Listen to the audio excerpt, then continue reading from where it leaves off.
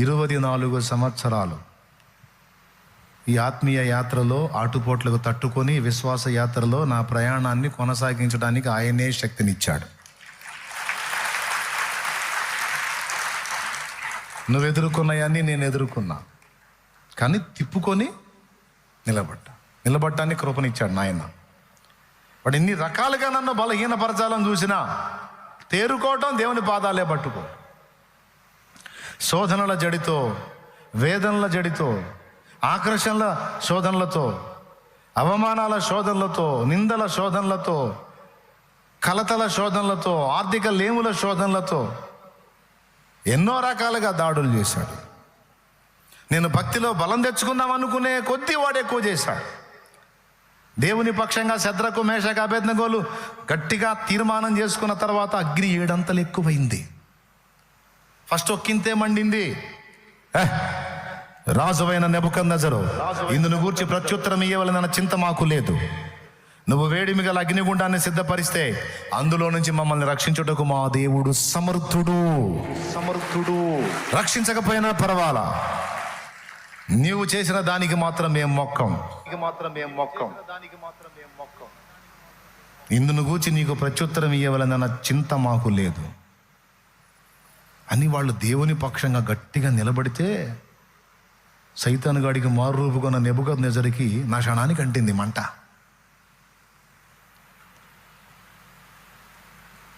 దేవుని కోసం గట్టిగా ఉంటారా? ఎంత మాత్రం ఉంటారా? నేను కూడా తేలుస్తారా అని 7 అంతలు ఎక్కువ చేయండి. శద్రకు మేషకు అబేద్నెగోలకి 7 అంతల అగ్ని ఎక్కువైంది.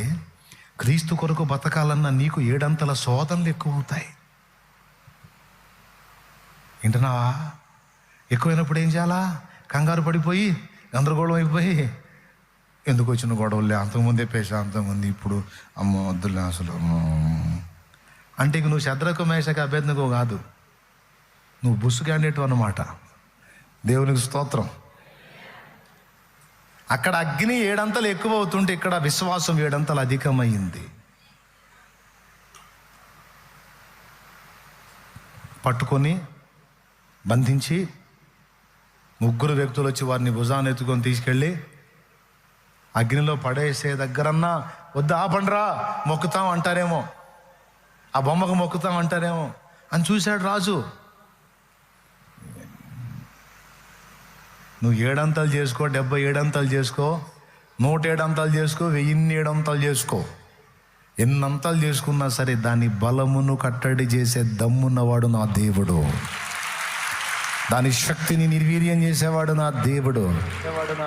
కాసుకోరా నువ్వో నేను తేల్చుకుందాం అని నిలబడాలి. కానీ ఓడిపోయి సైతాను గాడి దగ్గర పదవి ఊడిపోయినట్టుగా బతకడం ఏం తమ్ముడు?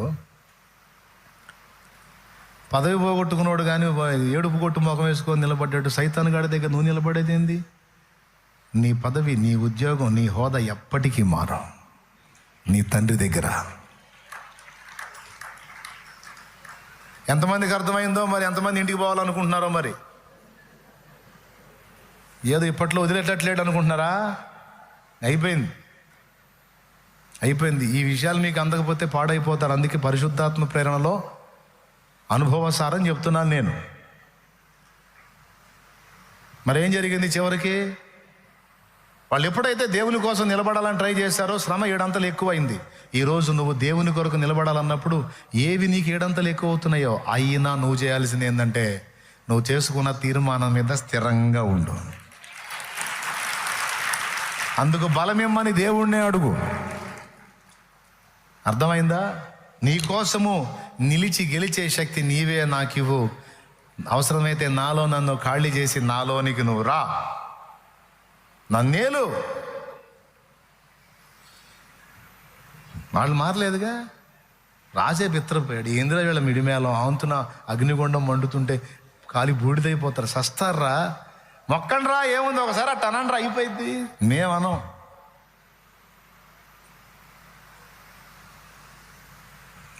తీసుకెళ్ళి అగ్నిలో వేస్తే అగ్నిలో విసరడానికి అగ్నికి దగ్గర పోయిన వాళ్ళు చచ్చి బూడిదైపోయారు. క్షణాల్లో చచ్చిపోయారు, బూడిదైపోయారు. అంత ప్రచండంగా మండుతుంది అగ్ని. కానీ లోపల విసరబడ్డ వాళ్ళకి అగ్ని ఏ హానియూ చెయ్యలేదు. ఎంత విచిత్రం అంటే, శరీరం మీద ఉండేది వెంట్రుక వారి శరీరానికి సంబంధించింది, అది కాలేదంటే అది వేరు. కానీ వస్త్రం శరీరానికి వేరుగా ఉంది, అది కూడా గాల్ల.